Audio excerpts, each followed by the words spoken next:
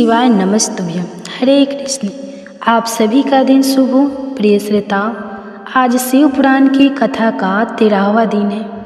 हम एक ऐसे समय में जी रहे हैं जहाँ हर कोई कुछ ना कुछ बोल रहा है, कभी सोशल मीडिया पर, कभी बहस में, तो कभी जीवन की बेचैनी में। शब्दों का शोर इतना है कि आत्मा की आवाज़ दब चुकी है, परंतु शिव जी की कुछ नहीं कहते। वह मौन रहते हैं, क्योंकि उनका मौन ही उनका उत्तर है।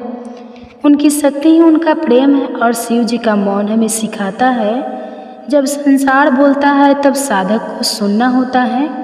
भीतर की बातों को शिव पुराण की कथा भी ऐसा ही मौन है, जो ऊपरी चहल पहल से दूर अंतर्मन में उतरता है और वहाँ शांति, स्पष्टता और शिव जी को जागृत करता है। तो आइए आज प्रार्थना के साथ आज के अध्याय का शुभारंभ करते हैं। हे शांत मूर्ति शिव, जब हमारे जीवन में बहुत कुछ अनकहा है, तो हमें आपकी तरफ मौन में समाधान खोजने का साहस दीजिए। हमें दिखाई कि शांति केवल बाहर नहीं, भीतर पनपती है। आपकी कथा सुनते सुनते हम भी कुछ बोलना नहीं, बल्कि कुछ समझना सीख जाएं। यही हमारी प्रार्थना है। हर हर महादेव। अब सुनिए आज का अध्याय। श्री ब्रह्मा जी कहते हैं, हे नारद, हिमवान की पुत्री लोक पूजित शक्ति स्वरूपा पार्वती हिमालय के घर में रहकर बढ़ने लगी। जब उनकी अवस्था 8 वर्ष की हो गई, तब सती के विरह से कातर हुए शंभु को उनके जन्म का समाचार प्राप्त हुआ। हे मुनि, उस अद्भुत बालिका पार्वती को हृदय में रखकर वे मन ही मन बड़े आनंद का अनुभव करने लगे। इसी बीच में लौकिक गति का आश्रय लेकर शंभु ने अपने मन को एकाग्र करने के लिए तपस्या करने का विचार किया। नंदी आदि कुछ शांत पार्षदों को साथ लेकर वे हिमालय के उत्तर शिखर पर गंगा अवतार नामक तीर्थ में चले आए, जहाँ पूर्व काल में ब्रह्मा धाम से च्युत होकर समस्त पाप राशि का विनाश करने के लिए चली हुई परम पावनी गंगा पहले पहल भूतल पर अवतीर्ण हुई थी। जितेंद्र हर ने वहीं रहकर तपस्या आरंभ की। वे आलस्य रहित होकर चेतन ज्ञान स्वरूप नित्य ज्योतिमय निरामय जगन्मय चिंदानंद स्वरूप दैत्यहीन तथा आश्रय रहित अपने आत्मभूत परमात्मा का एकाग्र भाव से चिंतन करने लगे। भगवान हर के ध्यान परायण होने पर नंदी और भृंगी आदि कुछ अन्य पार्षद गण भी ध्यान में तत्पर हो गए। उस समय कुछ ही प्रथम गण परमात्मा शंभु की सेवा करते थे। वे सबके सब मौन रहते और एक भी शब्द नहीं बोलते थे, और उनमें से कुछ द्वारपाल हो गए थे। इसी समय गिरिराज हिमावन उस औषधि बहुल शिखर पर भगवान शंकर का शुभागमन सुनकर उनके प्रति आदर की भावना से वहां आए। आकर सेवकों सहित गिरिराज ने भगवान रुद्र को प्रणाम किया, उनकी पूजा की और अत्यंत प्रसन्न हो हाथ जोड़कर उनका सुंदर स्तवन किया। फिर हिमालय ने कहा, हे प्रभु, मेरे सौभाग्य का उदय हुआ है जो आप यहाँ पधारे हैं। आपने मुझे सनात कर दिया है। प्रभु, क्यों ना हो महात्माओं ने यह तो ठीक ही वर्णन किया है कि आप तो दीन वत्सल हैं। आज मेरा जन्म सफल हो गया, आज मेरा जीवन सफल हुआ और आज मेरा सब कुछ सफल हो गया, क्योंकि आपने यहाँ दर्पणानन करने का जो कष्ट उठाया है। हे महेश्वर, आप मुझे अपना दास समझकर शांत भाव से मुझे सेवा के लिए आज्ञा दीजिए। मैं बड़ी प्रसन्नता से अनहित होकर आपकी सेवा करूँगा।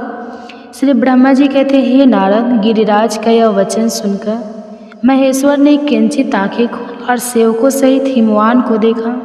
सेवकों सहित गिरिराज को उपस्थित देखकर ध्यान योग में स्थित हुए जगदीश्वर वृषभध्वज ने मुस्कुराते हुए से कहा, हे शैलराज, मैं तुम्हारे शिखर पर एकांत में तपस्या करने के लिए यहाँ आया हूँ। तुम ऐसा प्रबंध करो जैसे कोई भी मेरे निकट ना आ सके।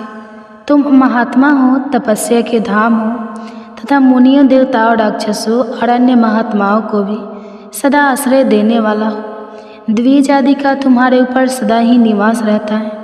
तुम गंगा जी से अभिषिक्त होकर सदा के लिए पवित्र हो गए। दूसरों का उपकार करने वाले तथा संपूर्ण पर्वतों के सामर्थ्यशाली राजा हो। हे गिरिराज, मैं यहाँ गंगा अवतरण स्थल में तुम्हारे आश्रित होकर आत्मसंयम पूर्वक बड़ी प्रसन्नता के साथ तपस्या करूँगा। हे शैलराज, हे गिरिश्रेष्ठ, जिस साधन से मेरी यहाँ तपस्या बिना किसी विघ्न बाधा के प्रारंभ रह सके, उसे इस समय प्रयत्न पूर्वक करो। हे गिरिराज, यही मेरी सबसे बड़ी सेवा होगी। तुम अपने घर जाओ और मैंने जो कुछ कहा है उसका उत्तम प्रीति से यत्न पूर्वक प्रबंध करो। श्री ब्रह्मा जी कहते हैं, हे नारद, ऐसा कहकर सृष्टि करता जगदीश्वर भगवान शंभु मौन हो गए। उस समय गिरिराज ने शंभु से प्रेम पूर्वक यह बात कही, हे जगन्नाथ, हे परमेश्वर, आज मैंने अपने प्रदेश में स्थित हुए आपका स्वागत पूर्वक पूजन किया है। यही मेरे लिए महान सौभाग्य की बात है। अब आपसे और क्या प्रार्थना करूं? हे महेश्वर, कितने ही देवता बड़े बड़े यत्न का आश्रय लेकर महान तपस्या करके भी आपको नहीं प्राप्त कर पाते, वे ही आप यहाँ स्वयं उपस्थित हो गए। मुझसे बढ़कर श्रेष्ठ सौभाग्यशाली और पुण्यात्मा दूसरा कोई नहीं है, क्योंकि आप मेरे पृष्ठ भाग पर तपस्या करने के लिए उपस्थित हुए हैं। हे परमेश्वर, आज मैं अपने को देवराज इंद्र से भी अधिक भाग्यवान मानने लगा हूँ, क्योंकि सेवकों सहित आपने यहाँ आकर मुझे अनुग्रह का भागी बना दिया। हे देवेश, आप तो स्वतंत्र हैं, यहाँ बिना किसी विघ्न बाधा के उत्तम तपस्या कीजिए। प्रभु, मैं आपका दास हूँ, अतः सदा आपकी आज्ञा के अनुसार सेवा करूँगा। श्री ब्रह्मा जी कहते हैं, हे नारद, ऐसा कहकर गिरिराज हिमालय तुरंत अपने घर को लौट आए। उन्होंने घर आकर अपनी प्रिया मैना को बड़े आदर से वह सारा वृतांत कह सुनाया। तत्पश्चात शैलराज ने साथ जाने वाले परिजनों तथा समस्त सेवक गणों को बुलाकर उन्हें भी ठीक ठीक समझाया। हिमालय बोले, आज से कोई भी गंगा अवतरण नामक स्थान में, जो मेरे पृष्ठ भाग में ही है, मेरी आज्ञा मानकर वहाँ कोई ना कोई, यह मैं सच्ची बात कहता हूँ, यदि कोई वहाँ जाएगा तो उस महादुष्ट को मैं विशेष दंड दूंगा। हे मुनि, इस प्रकार अपने समस्त गणों को शीघ्र ही नियंत्रित करके हेमवान ने विघ्न निवारण के लिए जो सुंदर प्रयत्न किया वह मैं तुम्हें बताता हूँ, ध्यान पूर्वक सुनो। श्री ब्रह्मा जी कहते हैं, हे नारद, तदंतर शैलराज हिमालय उत्तम फल फूल लेकर अपनी पुत्री के साथ हर्षपूर्वक ही भगवान हर के समीप गए।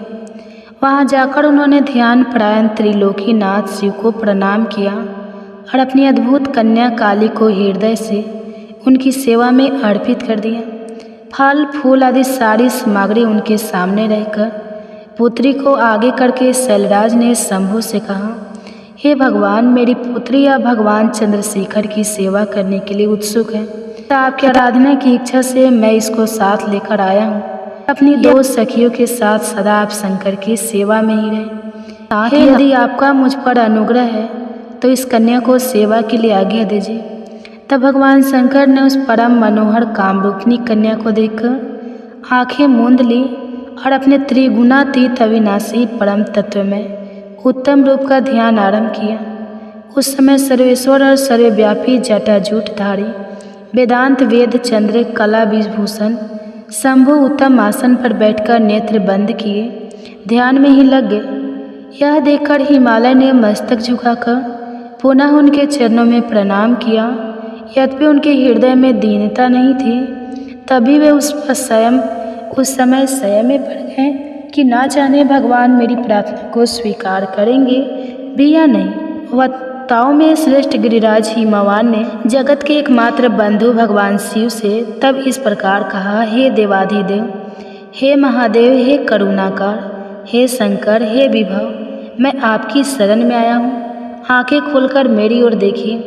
प्रभु, हे शिव, हे सर्व, हे महाज्ञान जगन्नाथ प्रदान करने वाले प्रभु, हे महादेव, आप तो संपूर्ण आपत्तियों का निवारण करने वाले हैं। मैं आपको प्रणाम करता हूँ। हे स्वामी, हे प्रभु, मैं आपकी इस पुत्री के साथ प्रतिदिन आपका दर्शन करने के लिए आऊँगा, इसके लिए आदेश दीजिए। उनकी यह बात सुनकर देवाधिदेव महेश्वर ने आंखें खोलकर ध्यान छोड़ दिया और फिर कुछ सोच विचार कर कहने लगे, हे गिरिराज, तुम अपनी इस कुमारी कन्या को घर में रख कर ही नित्य मेरे दर्शन को आ सकते हो, अन्यथा मेरा दर्शन नहीं हो सकता। महेश्वर की ऐसी बात सुनकर शिव के पिता हिमवान मस्तक झुकाकर उन भगवान शिव से बोले, हे प्रभु, यह तो बताइए किस कारण से मैं इस कन्या के साथ आपके दर्शन के लिए नहीं आ सकता। क्या यह आपकी सेवा के योग्य नहीं है? फिर इसे नहीं लाने का क्या कारण है, यह मेरी समझ में नहीं आता।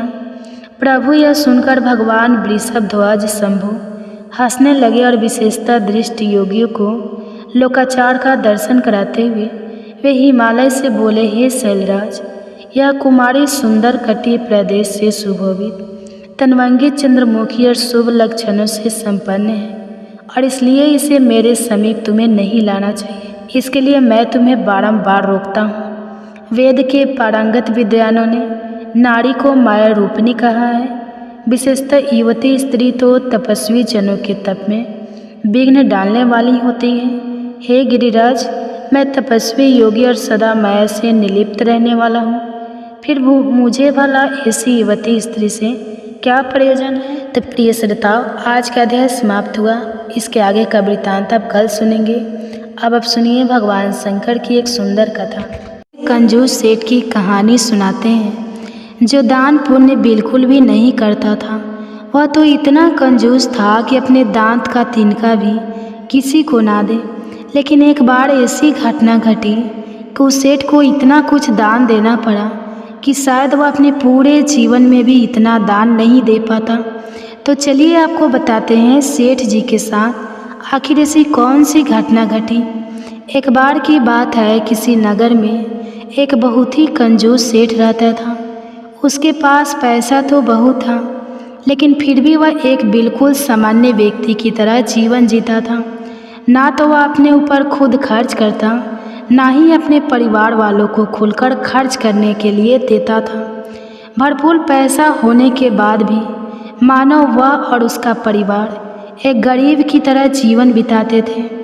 धर्म के नाम पर भी कभी उसकी जेब से एक सिक्का तक नहीं निकलता। सेठ जी की कंजूसी के कारण उनके परिवार वाले बड़े दुखी रहते थे। एक बार वह कंजूस सेठ किसी महात्मा का सत्संग सुनने चले गए। सत्संग में महात्मा जी दान के महत्व के बारे में बता रहे थे, दान की महिमा का गुणगान कर रहे थे। तब दान की महिमा सुनकर सेठ जी को लगा कि मुझे भी अब कुछ न कुछ दान अवश्य करना चाहिए। मैंने अपने पूरे जीवन में तो दान किया नहीं, लेकिन अब मुझे कुछ दान करना चाहिए। तब सेठ जी महात्मा जी के पास जाकर कहने लगे, महात्मा जी, मुझे आपकी कथा बड़ी अच्छी लगी और अब आपकी कथा सुनकर मेरे मन में भी दान करने की इच्छा जाग गई है। लेकिन महात्मा जी, एक ऐसी समस्या है कि मैं जिस भी वस्तु को दान करने के बारे में सोचता हूँ तो मुझे लगता है कि यह तो मेरे बड़े काम की वस्तु है, इसे भला कैसे दान किया जा सकता है। इस प्रकार मेरे दान करने में रुचि ही नहीं होती। तो क्या बिना काम की वस्तु का दान करने से भी मुझे दान का पुण्य मिल सकता है? महात्मा जी ने सेठ की बात सुनी तो सेठ पर महात्मा जी को दया आ गई। उन्होंने सोचा, यह बेचारा तो बड़ा कंजूस है, इसको कुछ दान करने की इच्छा भी नहीं होती, फिर भी यह दान करना ही चाहता है, तो मुझे इसकी सहायता करनी चाहिए जिससे इसकी कुछ न कुछ दान करने की आदत पड़ जाए। यही सोचकर महात्मा जी सेठ से बोले, सेठ जी, हाँ, अगर कोई वस्तु आपके पास की नहीं है तो आप उसका भी दान कर सकते हैं। मैं आपको संकल्प दिलवा दिया करूँगा और फिर वह वस्तु आप मुझे दान में दे दिया करना। अब सेठ जी ने अपने मन में बहुत सोचा। बेचारा सेठ जी ने सोचा कि कहीं ऐसा ना हो कि महात्मा जी कुछ महंगी वस्तु मांग ले।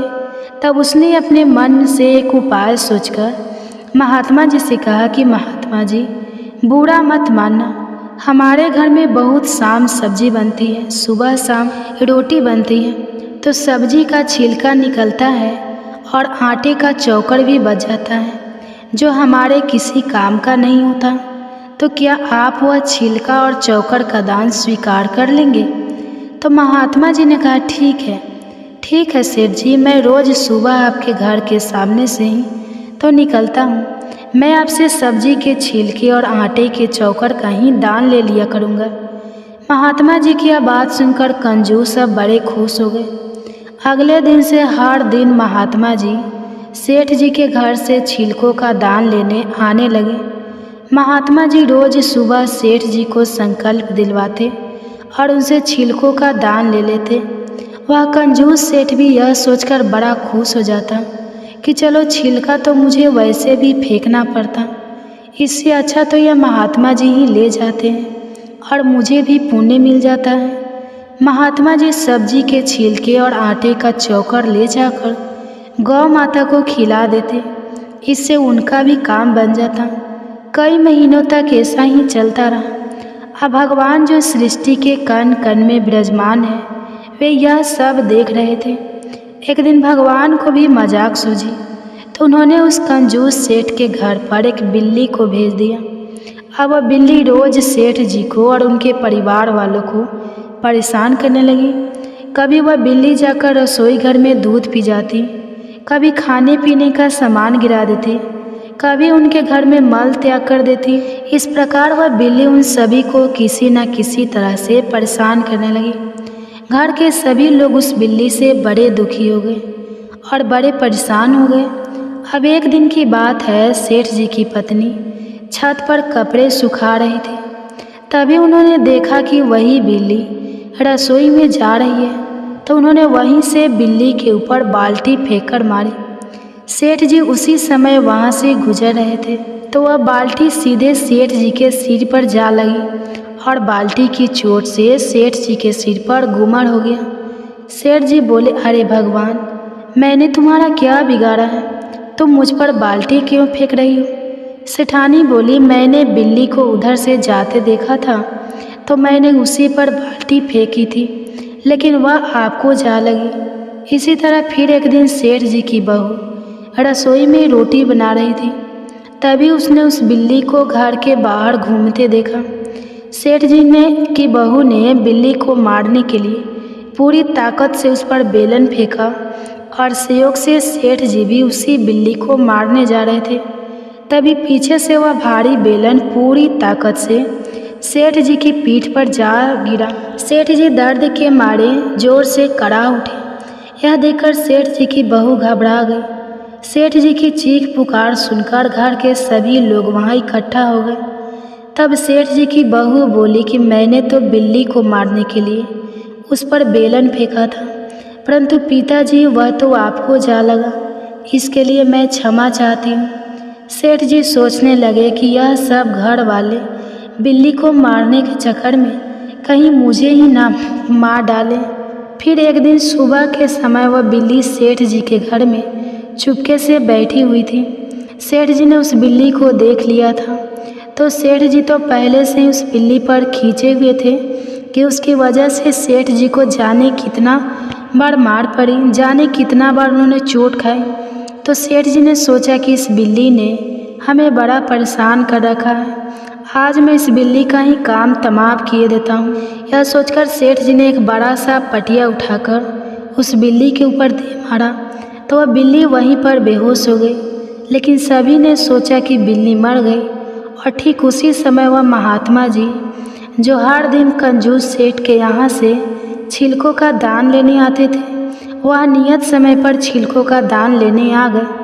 महात्मा जी और सभी लोगों ने देखा कि सेठ जी ने बिल्ली को मार दिया है और शास्त्रों में बिल्ली को मारना बहुत बड़ा पाप बताया गया है। यह सब देखकर महात्मा जी बोले, राम राम सेठ जी, आपसे तो घोर अनर्थ हो गया है, आपके हाथों बिल्ली मर गई, यह तो बहुत बुरा संकेत है। बिल्ली को मारने वाले को घोर नरक की प्राप्ति होती है। यह सुनकर सेठ जी तो घबरा गए। फिर महात्मा जी से बोले, महात्मा जी, इस पाप का अगर कोई प्रायश्चित हो तो बताइए। महात्मा जी बोले, सेठ जी, इस घोर पाप का प्रायश्चित तो मुझे पोथी में देखकर ही बताना पड़ेगा। ऐसा कहकर महात्मा जी ने अपनी पोथी निकाली, फिर उसे देखने लगे। पोथी में देखकर महात्मा जी ने बताया कि सेठ जी, इस महापाप के प्रायश्चित के लिए आपको एक आटा, एक चावल, एक मोटा दाल, एक मोटा घी, एक मन तेल, एक मन गुड़ और बिल्ली के वजन के बराबर सोना दान करना पड़ेगा। यह सब सुनकर अब तो वह कंजूस सेठ काँपने लगे। महात्मा जी से कहने लगे कि महात्मा जी, एक जरा सी बिल्ली के लिए इतना सब कुछ दान करना पड़ेगा। अब दान की बात सोचते ही महात्मा जी को तो चक्कर आने लगे। मारे कंजूसी के तो सेठ जी अपने घर से केवल छिलकों का और चौकर का दान किया करते थे। तो दान देने की बात जब आई तो महात्मा जी से बोले कि महात्मा जी, अब आप कोई और आसान सा उपाय बताइए। तब महात्मा जी बोले, सेठ जी, अगर आप नरक में नहीं जाना चाहते और आपको नरक की घोर यातना से बचना है तो इतना सब तो दान करना ही पड़ेगा। आखिरकार मन मारकर कंजूस सेठ ने इतना सब कुछ दान करने की हामी भर दी। ठीक उसी समय उस बिल्ली को उठाकर उसका वजन किया गया, सारे सामान की सूची बनाई गई। इसके बाद सेठ जी दान के सामान की खरीदारी करने बाजार चले गए। अब सेठ जी महात्मा जी के बताए अनुसार सब सामान खरीदकर महात्मा जी के घर पहुँचे और संकल्प लेकर वह सारी वस्तुएं उनको दान कर दी। सेठ जी जब वापस घर लौट कर आए तो उन्होंने देखा कि वह बिल्ली तो अभी तक वहीं पड़ी है। उन्होंने सोचा, इस मनहूस बिल्ली के कारण ही आज मेरा इतना बड़ा नुकसान हो गया, इतना कुछ मुझे दान में देना पड़ा। इस बिल्ली को उठाकर बाहर फेंक देता हूँ। जैसे ही सेठ जी ने उस बिल्ली को उठाया, उस बिल्ली को तुरंत होश आ गया और वह म्याऊं म्याऊं करती सेठ जी के हाथों से छूटकर भाग गई। अब सेठ जी ने देखा तो सोचने लगे कि एक तो इस बिल्ली ने मेरा आज लाखों का खर्चा करवा दिया, ऊपर से मेरी भी नहीं। अब सेठ जी एक बार फिर से दर्द के मारे कड़ा उठे। प्रिय भक्तजनों, यह थी कंजूस सेठ की कहानी, आज की कथा। अब सुनिए दूसरी कथा। एक समय की बात है, किसी गांव में एक बूढ़ी अम्मा अपने बेटे के साथ रहा करती थी। माँ बेटे बहुत मेहनत मजदूरी करके अपना गुजारा किया करते थे। एक बार बूढ़ी अम्मा के मन में विचार आया कि अब उसका पुत्र विवाह के योग्य हो गया है, अब उसे अपने लिए बहू लेकर आनी चाहिए। और कुछ समय के बाद बूढ़ी अम्मा ने अपने बेटे का विवाह एक सुशील कन्या से करवा दिया। उसकी बहू बहुत ही सुंदर और सुशील और संस्कारी थी। वह प्रतिदिन जल्दी उठकर घर की साफ सफाई, स्नान आदि करती और भगवान शिव का अपने घर में ही पूजन किया करती थी। विवाह के कुछ समय बाद सावन का महीना आया और बूढ़ी अम्मा की बहू भगवान भोलेनाथ की अनन्य भक्त थी। उसके मन में यह विचार आया कि वह सावन के महीने में मंदिर जाकर शिवलिंग पर जल अर्पित करे। अपने मन में आए इस विचार को उसने अपनी सास से कहा कि हे माता जी, सावन का महीना शुरू हो गया है, मैं शिव मंदिर जाकर पूजा पाठ करना चाहती हूँ, शिवलिंग पर जल अर्पित करना चाहती हूँ। लेकिन बूढ़ी अम्मा ने उसे मना कर दिया और कहा कि घर में ही पूजा कर लो, मंदिर जाने से तो समय बर्बाद होगा, इतने समय में घर का सारा काम हो जाएगा। यह बात सुनकर बहू बहुत उदास हो गई, लेकिन कुछ नहीं कर सकी। उदास होकर घर के कामों में लग गई। उस दिन उसने कुछ अन्न जल ग्रहण नहीं किया था और अगले दिन बहू कुएं से जल लाने गई। फिर उसने रास्ते में गांव की 2 लड़कियों को पूजा की थाली सजाकर मंदिर की ओर जाते हुए देखा। उसने उन्हें रोका और पूछा कि तुम सब कहाँ जा रहे हो? तो वह दोनों बोली, सावन का महीना शुरू हो गया है, हम सब भगवान भोलेनाथ का पूजन करने के लिए मंदिर जा रहे हैं। बस यह सुनकर वह फिर उदास हो गई। फिर लड़कियों ने पूछा कि आप उदास क्यों हो गई? तब वह बोली, भगवान शिव मेरे आराध्य हैं, लेकिन मेरी सास ने मुझे मंदिर जाकर पूजा करने से मना कर दिया है। तब वह लड़कियां बोली कि आप चिंता मत करो, आप प्रतिदिन इसी समय पानी भरने आया करो और हमारे साथ मंदिर चलकर भगवान शिव की पूजा करके उन पर जल अर्पित किया करो। तब वह बोली, लेकिन मेरे पास तो पूजा की कोई सामग्री भी नहीं है, घर से लाऊंगी तो सास को पता चल जाएगा। तब लड़कियां बोली कि कोई बात नहीं, आप हमारी पूजा की सामग्री से पूजा कर लेना। यह सुनकर वह बहुत खुश हुई और प्रतिदिन उनके साथ मंदिर जाने लगे, जहां वह शिवलिंग पर जल चढ़ाती और भक्ति भाव से भोलेनाथ की पूजा किया करती और उनसे कहती कि मैंने अपनी सास से यह बात छुपाई है, इसके लिए मुझे क्षमा कर दीजिएगा।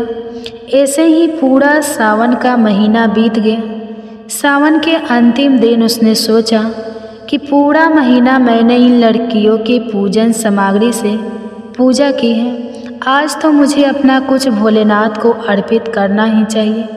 बस ऐसा सोचकर उसने अपनी नाक से सोने की नथ उतारी और उसे धोकर शिवलिंग पर अर्पित कर दिया और पूजा करके घर आ गई। घर आकर वह अपनी सास से नज़र छुपाकर इधर उधर घूम रही थी, क्योंकि वह जानती थी कि उसकी नाक में नथ ना देखकर सास जरूर पूछेगी कि नथ कहाँ गई। ऐसे ही दोपहर हो गई, तभी अचानक सास की नज़र उसकी नाक पर गई और नाक में नथ ना देखकर सास ने पूछा कि अरे बहू, तुम्हारी नथ कहाँ गई? तो वह बोली कि माँ जी, मुझे नहीं पता, शायद कहीं गिर गई होगी। फिर सास बोली, अच्छा तो यह बताओ कि तुम आज कहाँ कहाँ गई थी, वहीं जाकर हम दोनों ढूंढ लेंगे। बहू बोली, मैं सुबह पानी भरने के लिए गई थी, तब तक तो मेरी नाक में नथ थी। उसके बाद मैं अपने उपने थापने के लिए गई थी। फिर सास बोली कि चलो वहीं चलकर देखते हैं। दोनों वहाँ पहुँचे जहाँ बहू ने आज उपले थापे थे। सास ने बहू से कहा कि चलो अब ये उपले तोड़कर देखते हैं। दोनों सास और बहू उपले तोड़ने में लग गई। जैसे ही दोनों ने उपले तोड़े, दोनों के उपले में एक एक नथ निकली। सास बोली कि नथ तो एक ही थी, यह दो कैसे हो गई? इसके बाद सास ने एक एक करके सारे उपले तोड़ना शुरू कर दिए। अब सास उपले तोड़ती जाए और उन सब में से नथ निकलते जाए। सास ने बहू की ओर देखा और पूछा कि यह क्या मजा है? तब बहू ने सास से क्षमा मांगते हुए सारी बात उन्हें बता दी और कहा, यह भगवान भोलेनाथ ही आशीर्वाद है। आज मैंने सावन की समाप्ति पर उन्हें अपनी नथ अर्पित की थी और उन्होंने मुझे इतनी सारी नथ वापस कर दी। सास बहू की बात को सुनकर बहुत खुश हुई और बोली, सावन माह में स्नान, जप, तप और दान का इतना महत्व है, तो अगले साल से हम दोनों मिलकर शिवलिंग पर जल चढ़ाएंगे और पूजा पाठ करेंगे। अगला सावन का माह आने पर दोनों सास बहू ने नियम से सावन का स्नान किया, पूजा पाठ किया, जप तप किया। भगवान भोलेनाथ की कृपा से बूढ़ी अम्मा का घर अन्न धन के भंडार से भर गया। बहू को एक सुंदर पुत्र रत्न की प्राप्ति हुई। हे भोलेनाथ, जैसी कृपा आपने बूढ़ी अम्मा और उनकी बहू पर की, वैसे ही इस कहानी को सुनने वाले, सुनाने वाले और हुंकारा भरने वाले सभी पर करना। ओम नमः शिवाय, हर हर महादेव। तो ये थे सावन मास में सुनने वाले भगवान शिव के सच्चे भक्त की कहानी। आपको कैसा लगा कमेंट्स करके ज़रूर बताएं। अगर वीडियो अच्छी लगी है तो लाइक कीजिएगा, चैनल पे नए हैं तो चैनल को सब्सक्राइब करके साथ ही बेल आइकन प्रेस कर लीजिएगा, ताकि ऐसे ही वीडियो की नोटिफिकेशन आप सबके पास सबसे पहले पहुंचे। हो सके तो ज़्यादा से ज़्यादा अपने फैमिली फ्रेंड के साथ शेयर कीजिएगा।